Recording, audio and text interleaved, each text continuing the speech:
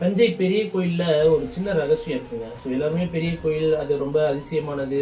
So அதோட கோபுர நிழல் கீழே தெரியாது. அங்கே உள்ள நந்தி வளர்ந்துகிட்டே இருக்கும் அப்படின்ற மாதிரியான சில விஷயங்கள் எல்லாத்துக்கும் தெரிஞ்சிருக்கும். ஆனால் அந்த கோயிலில் ஒரு சூட்சுமம் என்ன அப்படின்னா, அந்த கோயிலில் உள்ள ஈசனா இருக்கக்கூடிய பிரகதீஸ்வரரும் அந்த கோயிலுக்கே காவலா இருக்கக்கூடிய வாராகி அம்மனும் அந்த கோயிலுக்கு யாரா இருந்தாலும் ஆணவத்தோட இந்த கோயிலுக்கு வந்தாங்கன்னா அவங்களுக்கு ஒரு பாதிப்பை உண்டாக்கும் அப்படின்ற ஒரு விஷயத்துல நம்ம இந்த மண்ணை ஆட்சி செய்யக்கூடியவங்க, இந்த நாட்டை ஆட்சி செய்யக்கூடியவங்க, முதலமைச்சர், பிரதமர் இந்த மாதிரியான ஒரு பதவியில உள்ளவங்க யாருமே அந்த கோயிலுக்கு போறதுக்கு ரொம்ப பயப்படுவாங்க. ஏன்னா அந்த ஆட்சி ஆணவத்தோடையோ கௌரவத்தோடையோ ஒரு அதிகாரத்தோட அந்த கோயிலுக்குள்ள நுழைஞ்சாங்கன்னா போயிட்டு வந்தோன்னா அவங்களுக்கு ஒரு பாதிப்பு ஏற்படுறதா சொல்றாங்க.